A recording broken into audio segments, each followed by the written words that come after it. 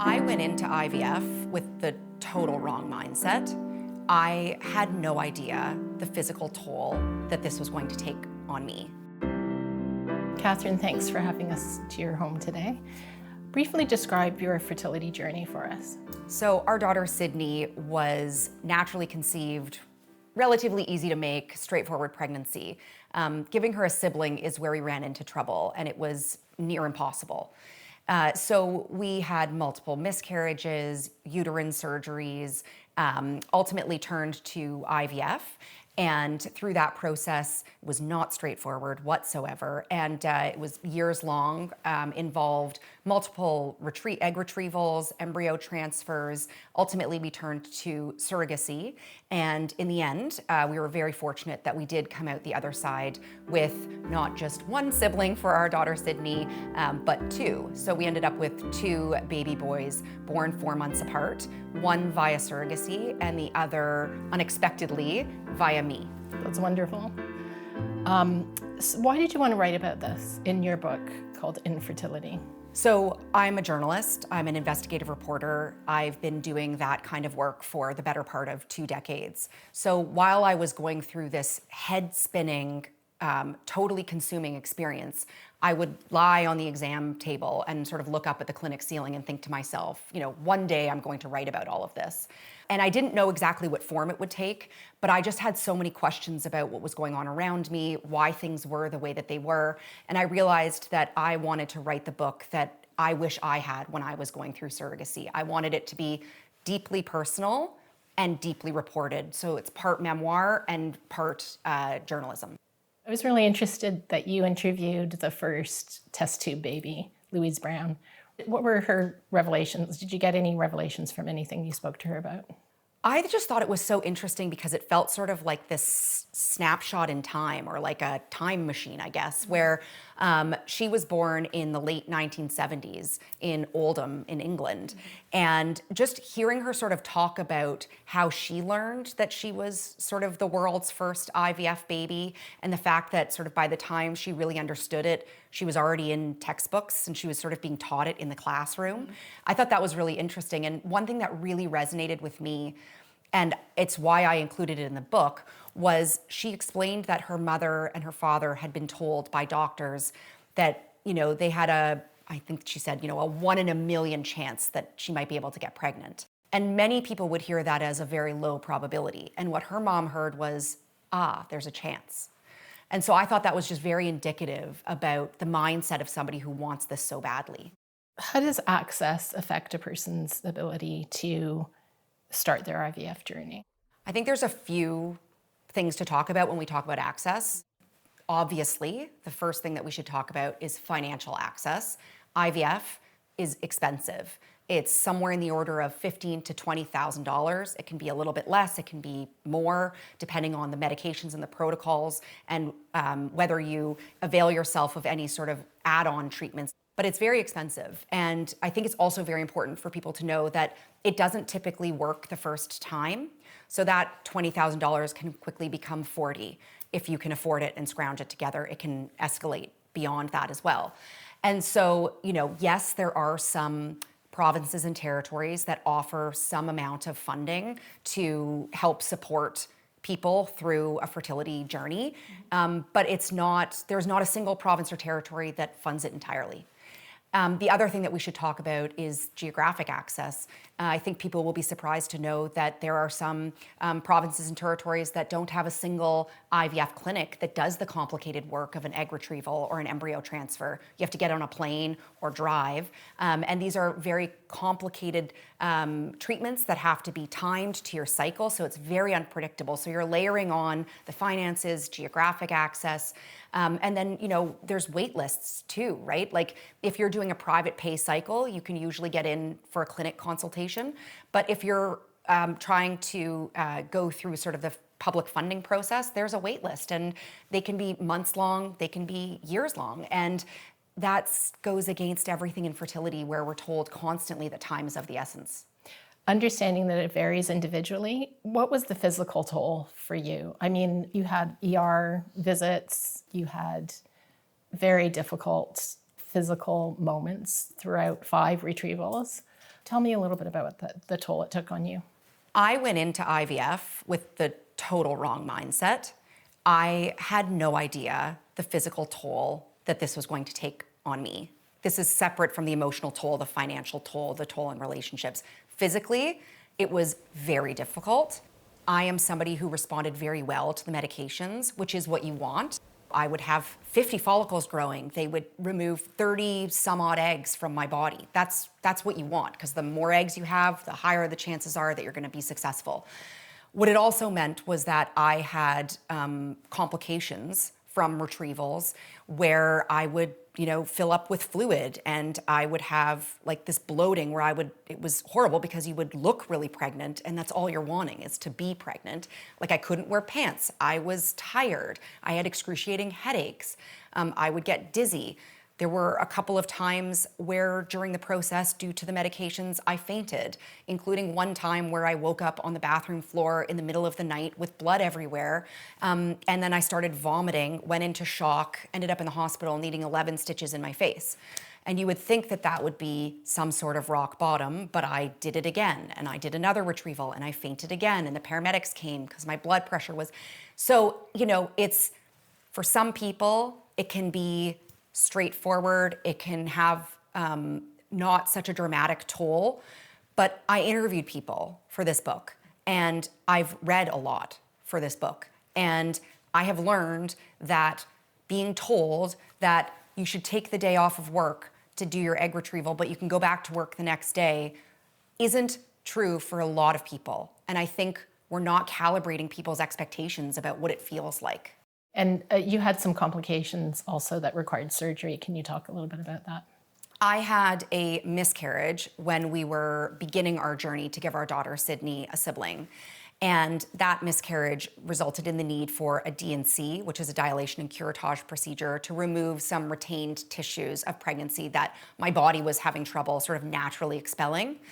And I didn't know it at the time, but the theory is, and my doctors believe, that through that D&C, there's the scraping, that I had developed scar tissue in my uterus, and that the scar tissue in my uterus was actually potentially responsible for the miscarriages that I had afterward, because it can interfere with implantation. So I did end up needing uterine surgery twice to try to repair the scar tissue in my uterus. You've been through a lot physically. So talk a little bit about the toll it took on you mentally and psychologically as well, that you were in this grip of IVF.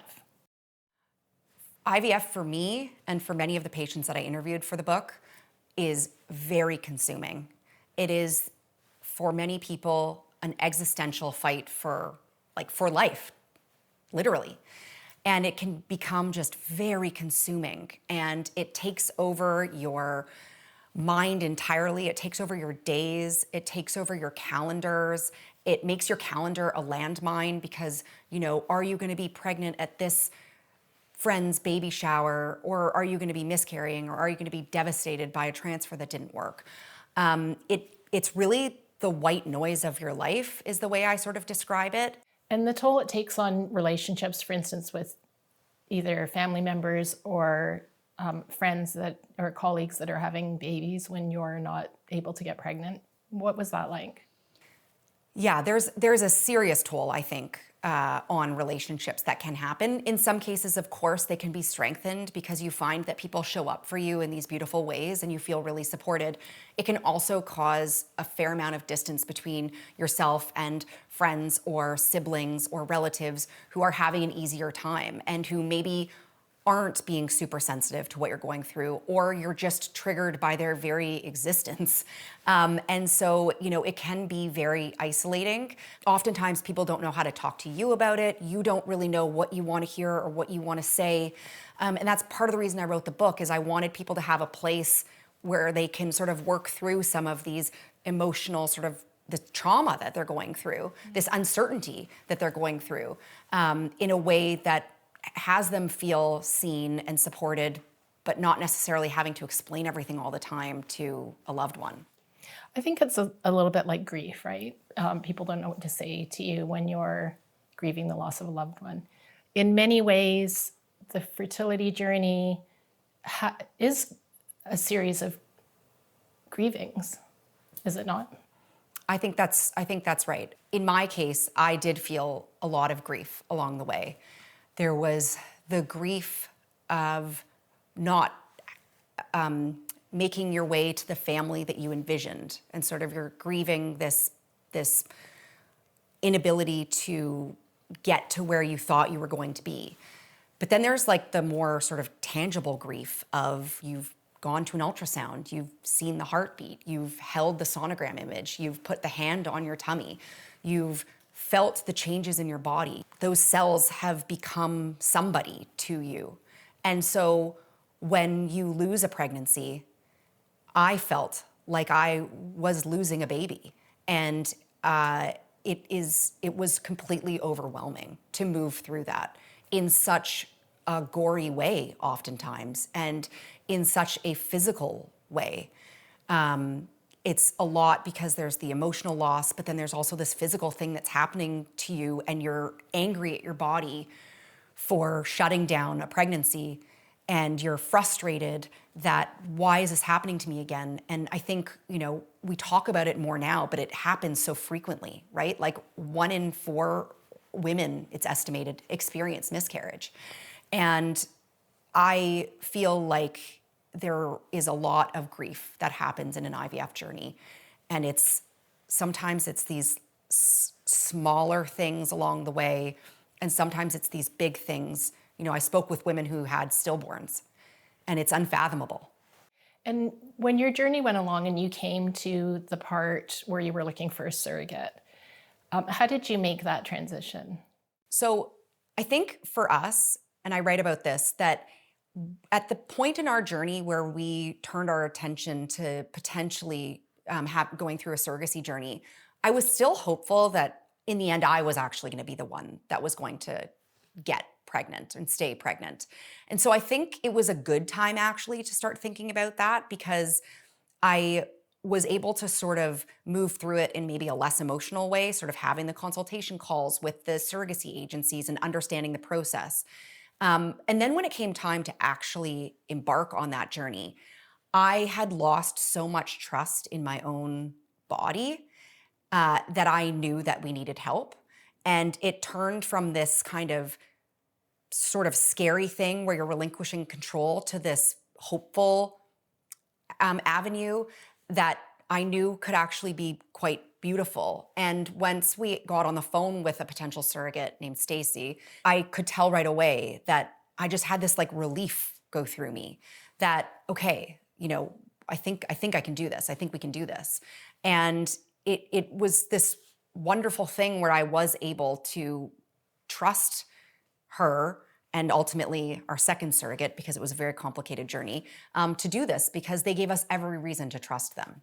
I just would love to hear how it was for you when you found out you were naturally pregnant after, 3 months of your second surrogate's pregnancy. So our surrogate, Kendra, bless her, was around 20-ish weeks pregnant. And at that time I was thinking like, I'm not feeling well. I was nauseous and tired, and my skin was kind of having these changes that I thought were maybe indicative of something going on in my body. But I remember saying to my husband, like, if I didn't know any better, I would think maybe I was pregnant. But for many reasons, chief among them the fact that my uterus had not been particularly hospitable in recent years, we didn't think that that was the case. But I was so nauseous one afternoon that I did take a pregnancy test. And before I could even put the little pink cap back on, I looked down and there were 2 lines. And I was just, my brain could not compute what was happening. And so I called my husband and I'm like, come here. I hand him the test and he's like, what is this? Using much more colorful language. And I just sort of burst out laughing because it seemed so comical and nonsensical and unbelievable to me that after everything that we had been through, when we were finally on this sort of straight line of a journey with a surrogate that was 20 weeks pregnant, that all of a sudden I too was pregnant. And we did the math and we realized I was about 7 weeks. And so it wasn't until we went into the fertility clinic and actually saw on the ultrasound the flickering heartbeat that I let myself think that this might actually be real, because we'd had so many losses. And as somebody who had been through miscarriage, and I think I can speak for a lot of women who have, you don't really trust the pregnancy test anymore, and you don't really let yourself go to that place. You don't really let yourself feel excited. And it took a while, like many weeks, for us to actually believe that this was real, that this was happening. And as the pregnancy went on, we were like, this is real. And we were so joyful because we wanted lots of kids. How do you think IVF would benefit from the marketing push that perimenopause and menopause are getting right now? I am grateful for the push that perimenopause and menopause are getting right now. Like, I am a woman in my, early 40s. Like, I am headed in that direction, and I am so grateful that there is this loud conversation that is happening. I'm sure there's much more that needs to happen, but how wonderful that this isn't happening in the shadows. How wonderful that we see it on bus stops. How wonderful that we're talking about it. And I think that there is more conversation around fertility that's happening, but there needs to be even more. And I think we need to be having it in much more frank and honest terms. And I think we need to understand and convey to people that fertility does decline with age. Miscarriage rates increase with age. IVF success rates decline with age. We need to be very clear about that so that people can sort of measure their expectations.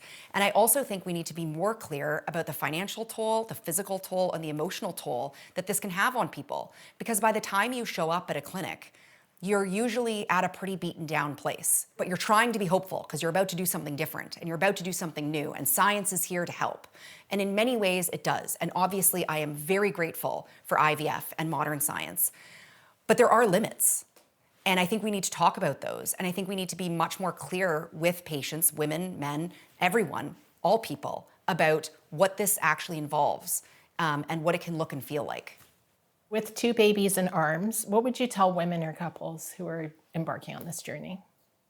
I mean, I would say, first and foremost, please measure your expectations. Understand what the success rates are for somebody in your personal position. Ask a lot of questions, because as fertility patients embarking on this existential journey, we are oftentimes quite desperate and oftentimes quite uninformed. So that can be a dangerous combination. So please ask questions and do your research. And then I would also say, and this kind of maybe sounds a bit contradictory, but I think you also need to have hope, because it is what's going to carry you through. I say that it sounds contradictory because I'm also asking you to measure your expectations. But I think you can kind of calibrate your expectations and still have hope. There's a difference between expecting something to happen and hoping for something to happen. Great, thank you very much. Thank you.